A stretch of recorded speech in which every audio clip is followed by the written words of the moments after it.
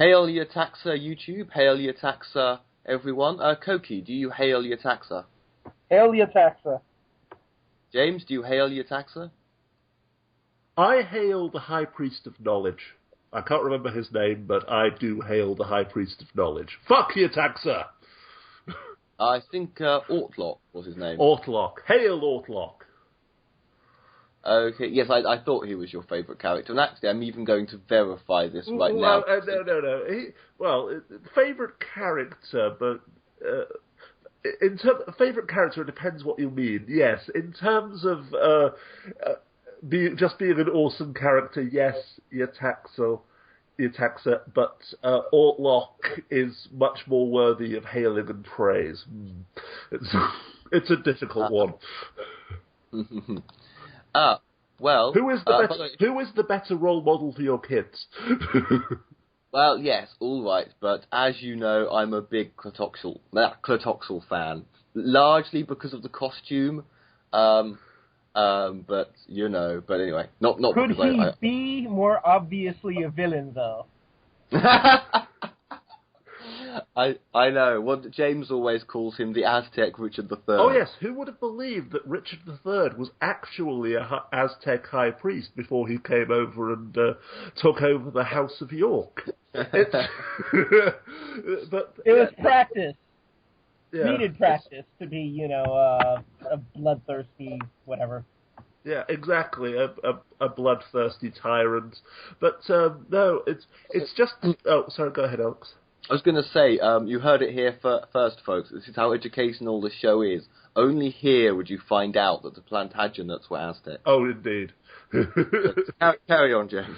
But yes, it is seriously, though, it is a perfect example of what we've discussed before, specifically in the Tribe of Gum, the Cavemen serial, how the jobbing actors who were hired to play the bit parts in classic Doctor Who had literally just finished performing one Shakespearean play, and then after this job was over would go off and perform another. So having a couple of hours to learn the script.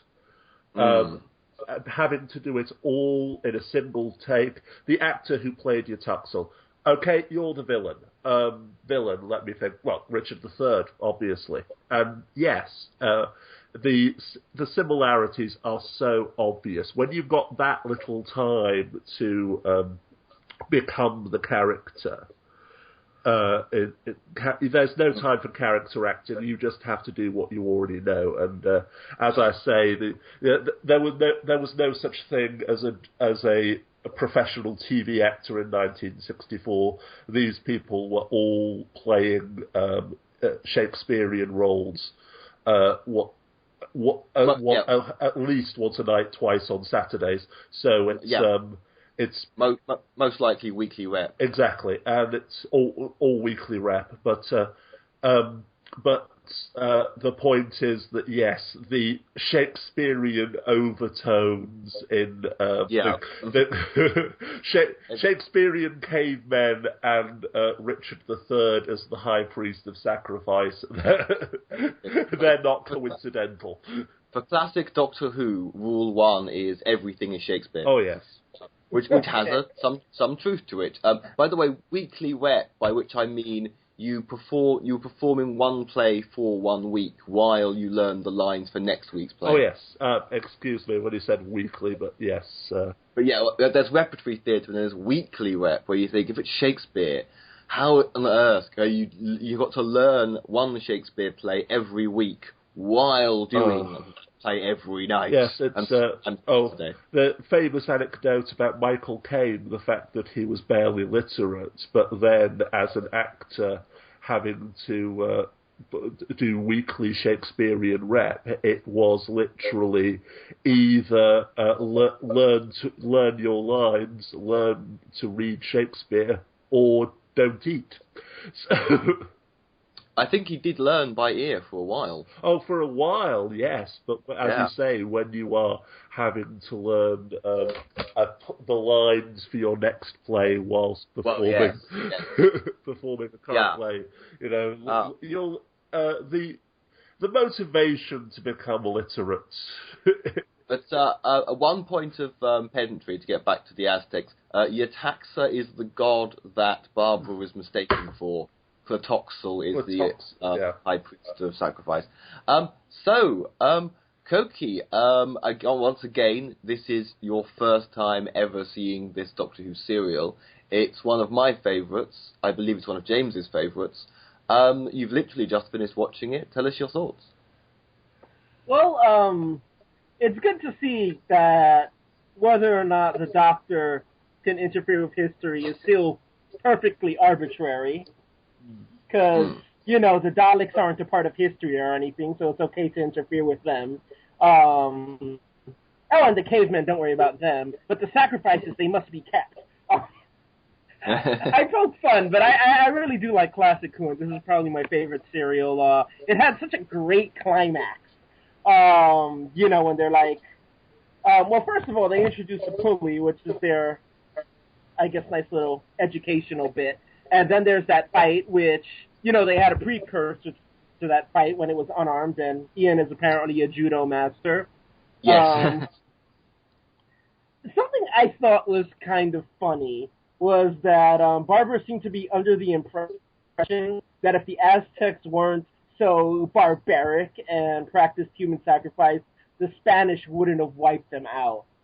I guess that reflects, the time that it was written in. It's like the natives and their savagery brought that upon themselves, or something or another.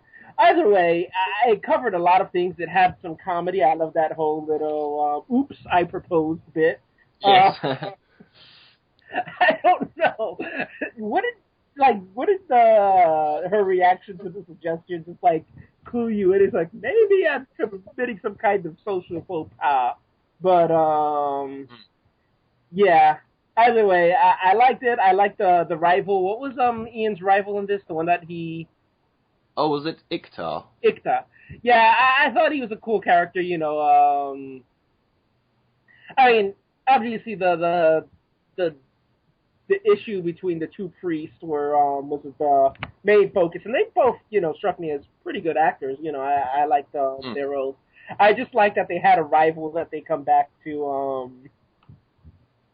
I don't know. I just like that story dynamic. But in any case, yeah, this is my new favorite serial. Loved it. Ah, hooray! And yeah, there's a lot to say about the moral and ethical stuff. We're probably going to stay on that for a while. Where, of course, and actually, as you pointed out, because we did chat a little bit during, because I brought up, well, these people from 1963 England, they live in a culture that has legalized killing. You can hang a criminal in 1963, in the UK at least you could. And we don't know exactly what Ian and Barbara, what their opinions were, because obviously there would have been opponents to the death penalty in the UK at the time. But you pointed out, of course, in the previous serial, Ian has twice in a row he's been falsely accused of a crime. But in the previous serial, their objection wasn't to capital punishment. Their objection was to the presumption of guilt. Yeah, the presumption of guilt. So it's very much like this culture being very sure, because the Doctor and Susan aren't British because they're not human, but still they're the cultural lens of the audience. So they are basically four people from 1960s Britain, and they're very set in their morality that you can hang a proven criminal. But this, even though it's portrayed as consensual and with some research, it basically, as it was an honour to be executed, but you're killing innocent people. And there's a lot. I see there's a line that Susan says, she's like, such beauty and such evil growing hand in hand, as if out of all of human civilizations that's unique to the Aztecs. And I thought, isn't that everybody? Yes, but, civilized is what hypocrites call themselves when they pay others to do their killing for them. This idea. this idea that no, you see, you're killing people for the wrong reasons, and well, they want to be sacrificed. You see, but they're indoctrinated.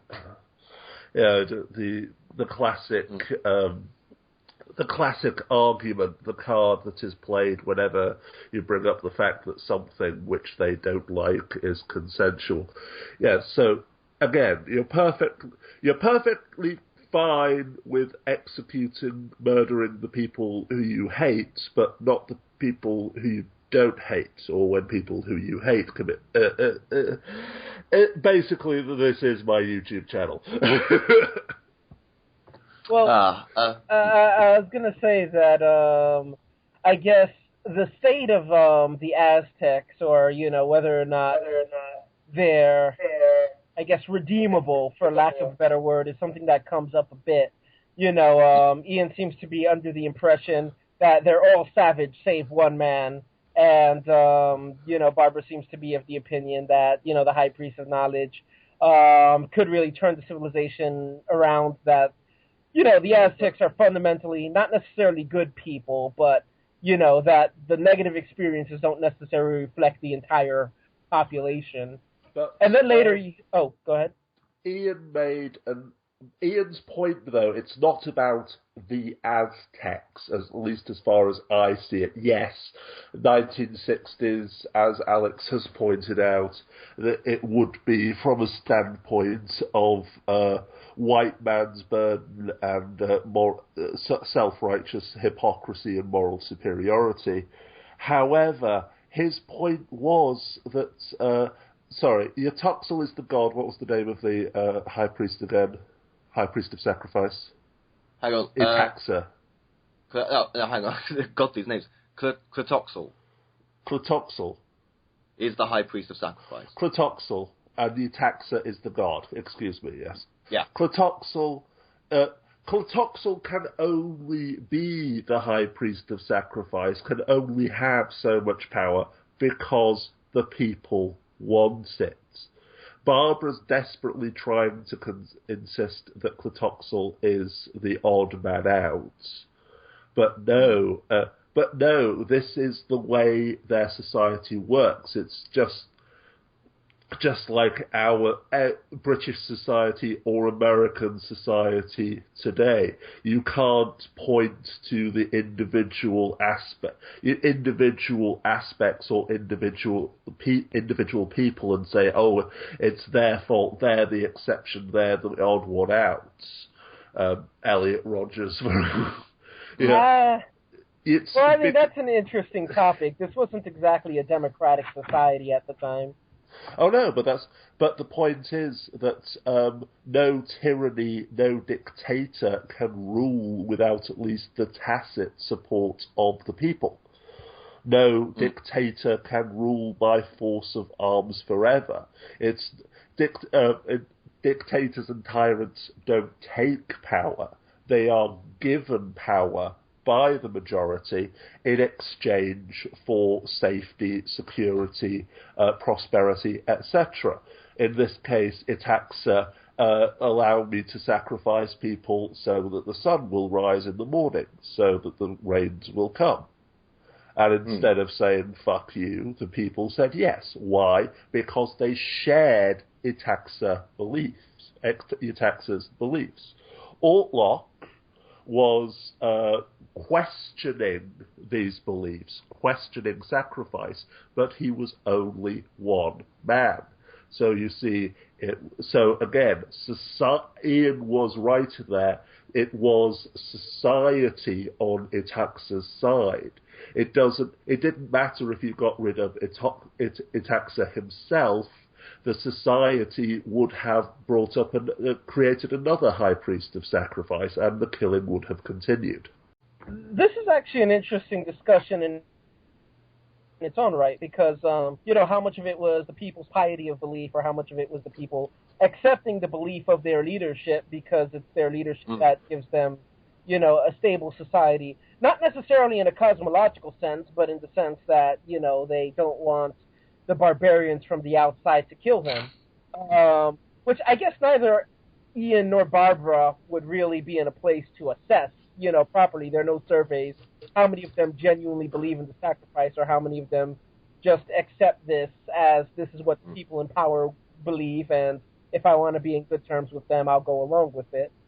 That being said, what I was also going to bring up is that Susan actually came to the conclusion, you're monsters, all of you, even you, referring to the High Priest of Knowledge, which, there seems to be sort of like a lot of, I guess, judging of the Aztecs, either, it's like they're bad, it's like, well, they're not fundamentally bad, or it's like, well, there seems to be a good person, and it's like, no, they're all monsters, I think they are. Sorry. Oh, I think they are trying to be balanced, and that's like there in the first minute or two with Barbara saying, oh, if only the Spanish had seen the other side of them, and so I think they kind of lay their cards on the table at the very beginning to say we're going to be as balanced as we can. I think. Sorry, and to address this point, you're all monsters, all of you, even you, Ortlock, High Priest of Knowledge, the good man who was opposed to sacrifice, who saw no reason for it, but went along with it. Of course, the ultimate example of this is Ernst Janning, Minister of Justice in Nazi Germany during the Holocaust. Because, yes, as was portrayed in the film Judgment at Nuremberg, Burt Lancaster played Janning. Yes, he regarded himself as the worst of the worst, the lowest of the low, worse than any of the other judges in the Ministry of Justice who eagerly and actively went along with the Holocaust because he knew what they were. He could have spoken out. He could have resigned in protest, and he didn't. So again, that was kind of Susan's point to Ortlock. You seem to be focused, Koki, on white superiority, which I can completely understand. Yes, these are people from 1963. Yeah. Can I interject there? Because I think the point I was about to make about Susan is there are two things. One, she's a 1960s woman, and look at what they're trying to impose on her. And two, she's 15, and look at what they're trying to impose on her. But this isn't racial. This isn't white people. This isn't necessarily white people judging the Aztecs. This is, yes, there is undoubtedly... there is white man's burden and moral superiority and hypocrisy, as we've pointed out before, with accepting the death penalty but not accepting, condemning human sacrifice. What's the difference? But yeah. It is, I do believe that it is a much wider exploration of social issues, not look at the Aztecs, aren't we glad that the Spanish wiped them out? I'd actually say there's even, when it comes to judging the morality and ethics of this, there's kind of a meta quality now.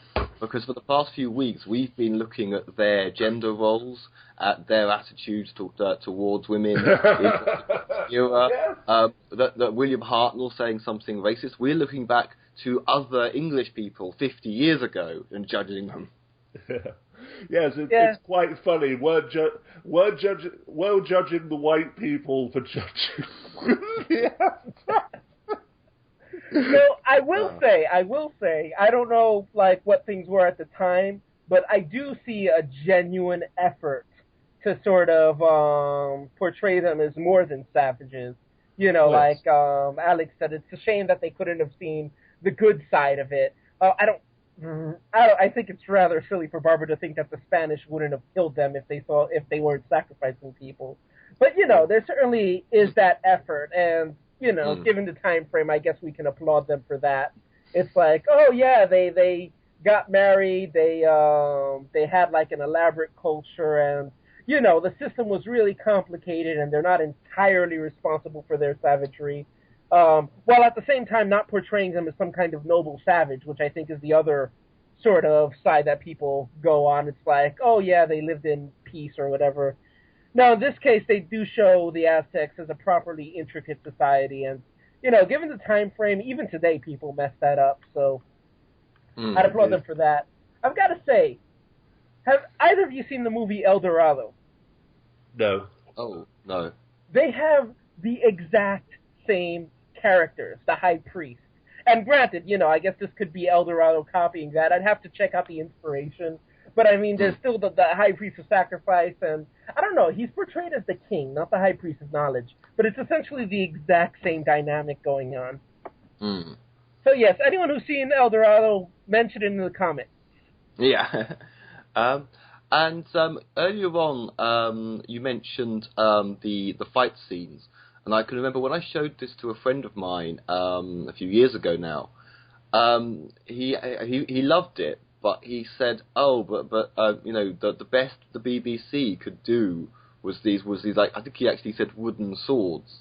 And no, they fought with actual wooden clubs. That's not budget. That's the BBC being accurate. And of course, what Barbara could have said is some people called Spaniards are going to turn up, and they fight with metal swords. And, maybe if your warrior, you learn to make swords and your warriors learn to use swords, and that would actually have made sense as a way of because I think it's certainly theorized that, honestly, you've got a bit of wood, they've got a bit of metal, it kind of... Oh, you have to remember though, Alex, the Spaniards also had muskets, they had gunpowder. They had cannons, and swords, and also most of the native peoples of South America were wiped out by smallpox. Yeah, well, this would be North Central, but yeah. Oh, but no, same point stands. Disease, which was the main killer, even more so than European conquest. But also, you can't really just prepare a Stone Age society, though it is a very sophisticated Stone Age society, to, go to war and win against, a Steel Age society. It doesn't seem like that would be in the cards. Go ahead. I was just going to ask the question, do you think that Barbara giving them swords and guns and cannons would count as playing with history a little bit?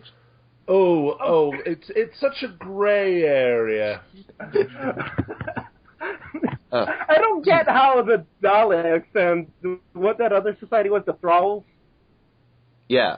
From a couple of arcs ago. How are they not a part of history that can't be changed? How are the cavemen not a part of history that can't be changed? It makes no sense. Again, it's true that long before new series wibbly wobbly timey wimey fixed points. New Doctor Who has fixed points, and the Doctor can see fixed points. So I think they've tried to explain it. The Doctor can see if it's a fixed point or not. Yeah, but again, history and fixed points always seem to end at the present day, though. Yeah, the point is, though, fixed points are just a convenient plot device. It is entirely arbitrary. It depends solely on whether it makes a good story or not, and whether the whether history has to play out that way. We can't just have the Doctor going back to the 1840s deep south of the United States, killing the head of the president of the Confederacy before when he was a child, and thus slavery never existed. But yes, sorry, Koki, when I made the joke about Barbara and guns, I interrupted you. What was your point there? I had forgotten. I was just going to say that obsidian swords are awesome. Because it's not just wood. You have the little obsidian blades, and that stuff could decapitate a horse. Okay. Yeah, they were... I mean, it was volcanic glass, basically. It was sharper than a scalpel. That stuff was, it did nothing against Spanish armor, but in terms of dealing with flesh, it's certainly one of the best weapons around. Oh, But also, and also they had cotton armor, which, Obsidian was also pretty good against. Which cotton armor might sound silly to us now, but actually, if you pleat it properly, cotton is an effective armor. oh. Yeah, I like ancient American warfare. But I was going to say something else. Oh yeah, the only thing that was missing though from the fight scene, particularly the first hand-to-hand one, was the Star Trek Kirk versus Spock music. That would have just been awesome. You do realize that music didn't exist yet. It hadn't been written. Star Trek was still they have a TARDIS for a reason, right? To go forwards to pick 2 years to get the Star Trek music and clothes that always tear in exactly the same way. That's also exactly. If they have a TARDIS, you can't use the excuse it didn't exist yet. Oh, sorry, that reminds me of Futurama, where they go to Zoidberg's home world, and Zoidberg challenges Fry to a battle to the death at the Colosseum. Please rise for our national anthem. Da da da da da da da da da. Oh yeah.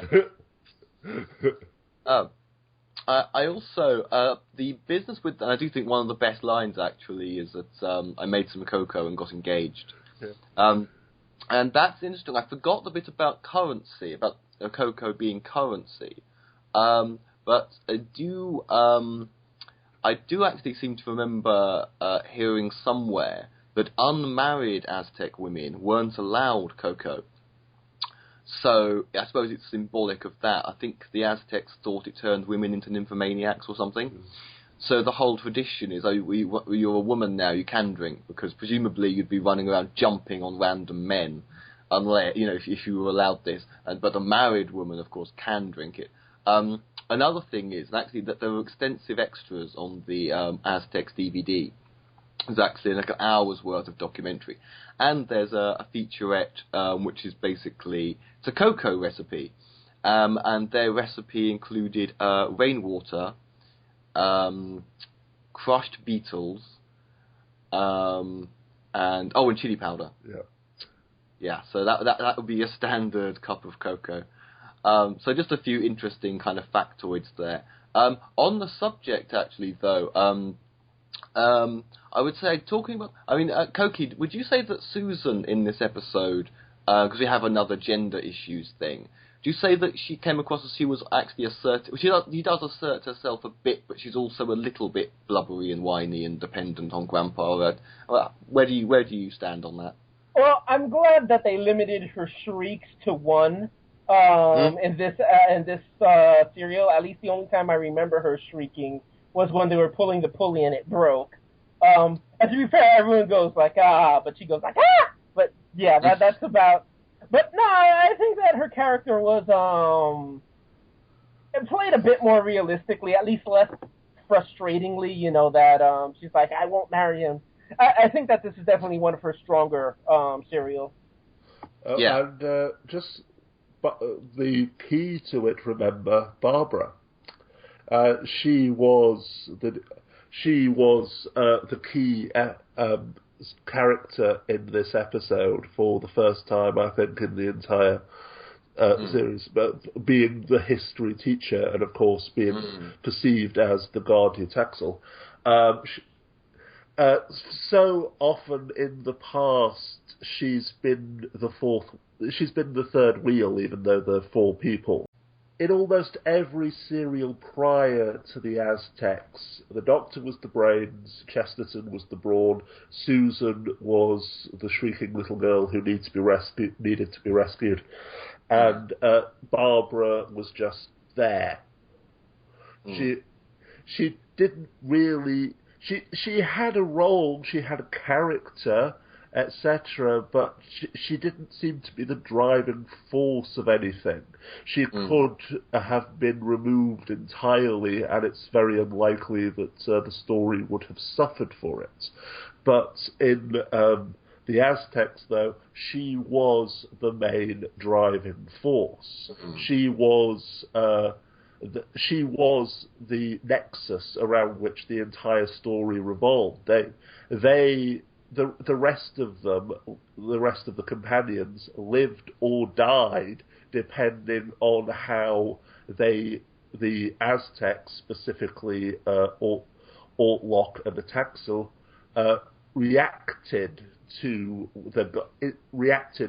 their quote unquote god, interacted with her. Again, Ataxel, knowing that she is a false god and desperately struggling to prove it. Why? Because if he can prove it, then he can have all of them put to death. It's never has that kind of responsibility been put on Barbara's shoulders before, and it's that dynamic between Itaxa and Barbara / Yatoxel which really makes the serial stand out for me. Yeah, I think you're right. No, carry on. Oh, no, Barbara's also, like, incredibly clever in this serial. Like, he's like, if you're a god, then stop him. And, she just pulls a knife. And, that whole bit is like, okay, I'm not a god, but you'll never prove it. And, this is, like, also, it's not out of character. In fact, it's just a wonderful development for the character I thought was really good. But on this whole arc, it's all contingent on the High Priest of Wisdom being amazed that she came out with a piece of jewelry that was in the tomb that she was just in.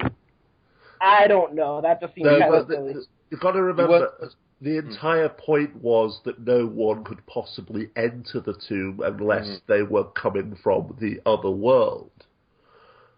It's nobody knew about the tunnel which they used to get back into it. The whole point was that this is a tomb. If you're coming out alive, you must be a god. It's not like she walked in from a supermarket or something. Yeah. And I guess that makes sense. The other thing which I adore about the serial, aside from Itaxa's rivalry with Yatoxel, this Barbara, again, as Koki pointed out, the Barbara needing to have all of her wits with her. To you are walking on eggshells. Your life and the life of everyone you know depends on you playing this political game. She's in character as the goddess immediately. Exactly. Oh shit. Because yes. Oh no, actually, we're just robbers. We broke into your and you stabbed me. Yeah. But the other thing I adore, the thing that obviously made the actor who played Itaxa think, yes, Richard III, when he was reading the script, was Itaxa's conniving and scheming and his evil plans to expose the false god Itaxa. That wonderful fourth wall breaking moment, which actually is a Shakespearean soliloquy. Absolutely, that is just fucking spot on. I adore that so much. And I think in terms of companion roles, I can see why it would go on to be that writers for Doctor Who would think that 3 companions was too many. They've sometimes gone back to having 3 companions. Sometimes it works, sometimes, in my opinion, it doesn't. I would say 3. Well, the video I was going to make but never did. One of the points I made. If there were 3 companions with conflicting skill, with supplementary skills but conflicting personalities, so that they were always. There was always a dynamic between them and so on and so forth. Would it be a better series? Of course it would. It would be Stargate SG-1. What if each had a completely different philosophical approach to everything? Oh yeah, again, Stargate SG-1. the constant dynamic between Daniel Jackson and the other members. Carter, obsessed with science, O'Neill, king of the bigots, and Teal'c, warrior. Again, the only problem with the three companions before the Aztecs, as I mentioned before, is that Barbara was pretty much the third wheel. She didn't really have a role to play in it, but then in the Aztecs she did. Yeah. I did want to address, I think one example I can think of in the Daleks, either it's her escape plan or she definitely contributes to it. The mud on the Daleks eyepiece, for example.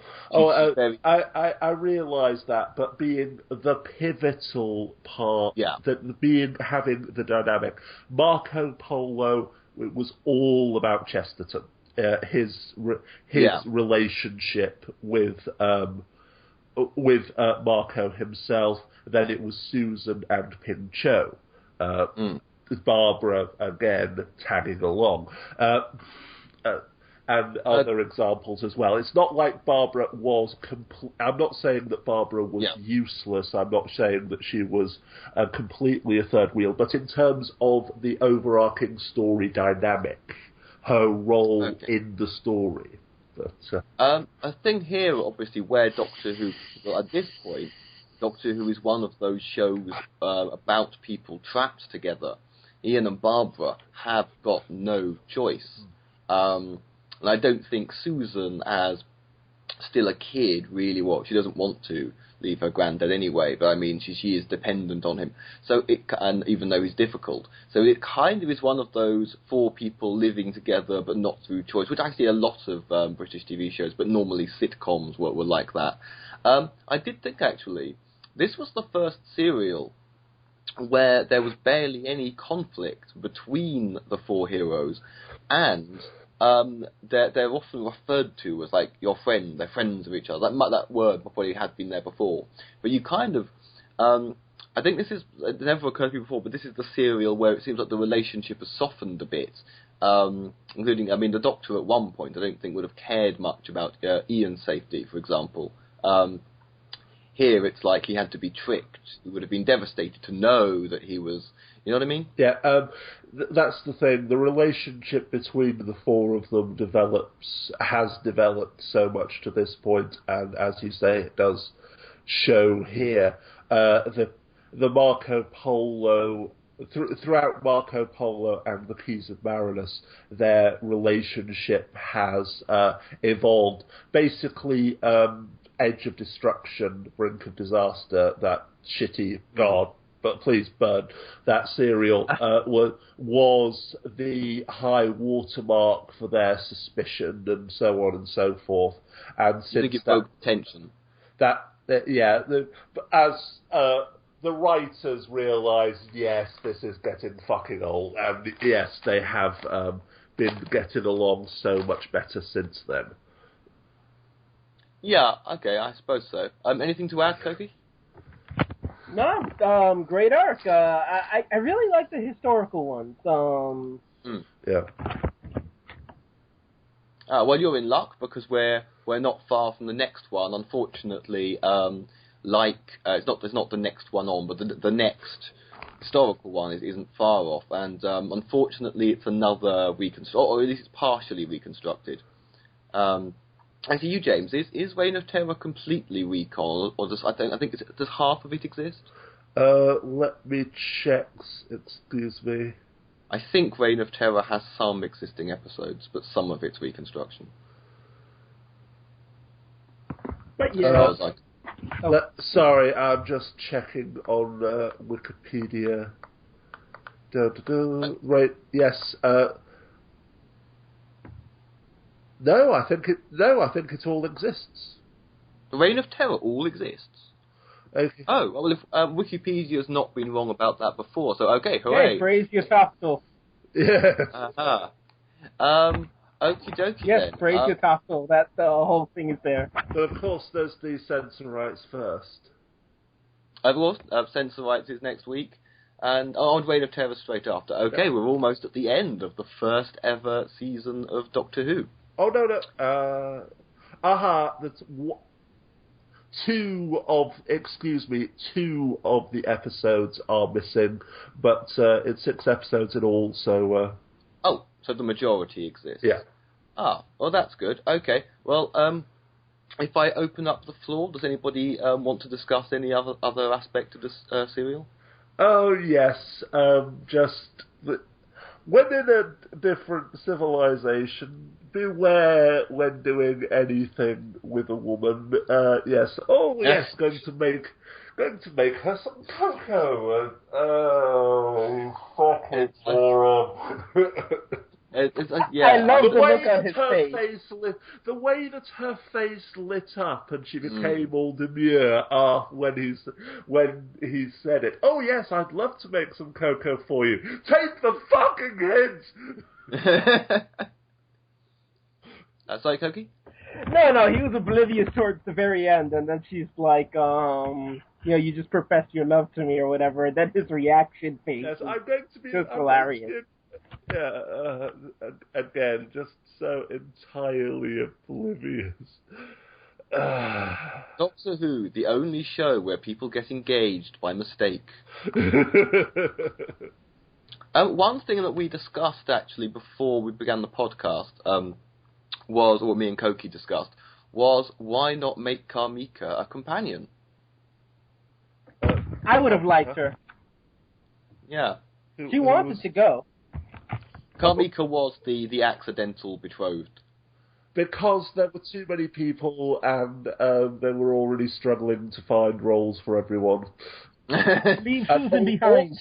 Also, the fundamental aspect of the Doctor's character is that he is asexual, that he does not have that kind of romantic relationship, etc. The Doctor having a wife/girlfriend, what have you, completely kills it. And no, I'm not going to mention New Doctor Who.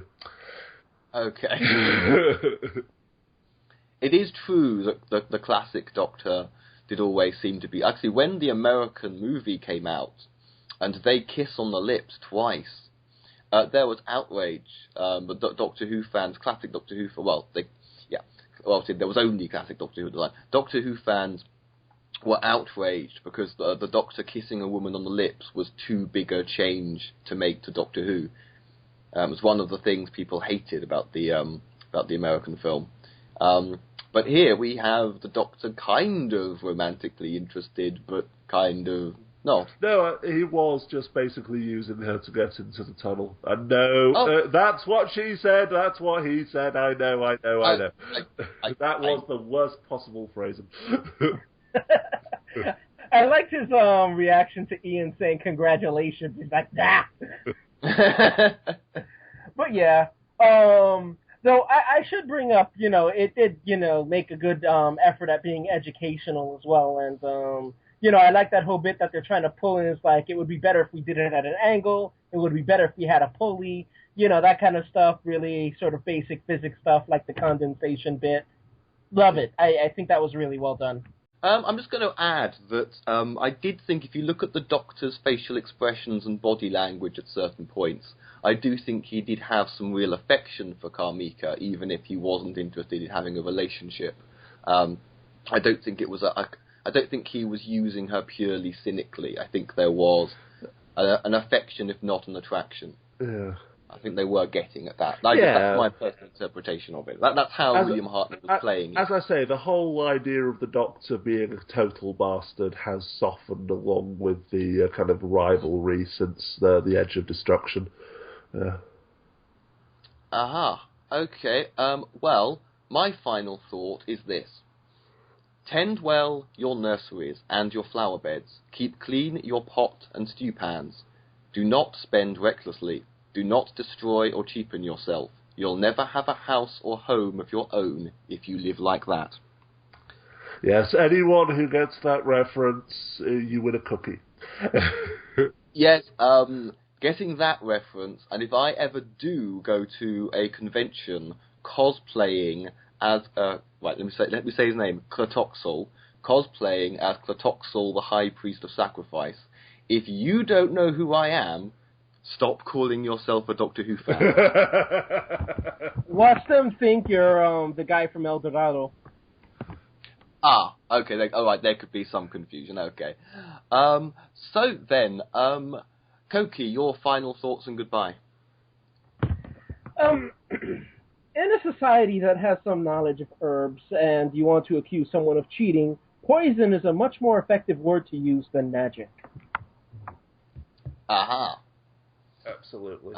And yes, my final thought is, although my favourite is still Marco Polo, the fact that the Aztecs all still exists means that, yes, it is much more accessible to those people who live in fear of reconstructions. Oh my God, having to watch a film with subtitles. But yes, it's much more accessible, and it is a real treat, I genuinely believe, for anyone who is interested in classic Doctor Who. And finally, well, if she do indeed be the god Yetaxel, then she surely shall not die. Okay. And so it's a goodbye from Koki? Be well. May the hamster of historical accuracy be upon you.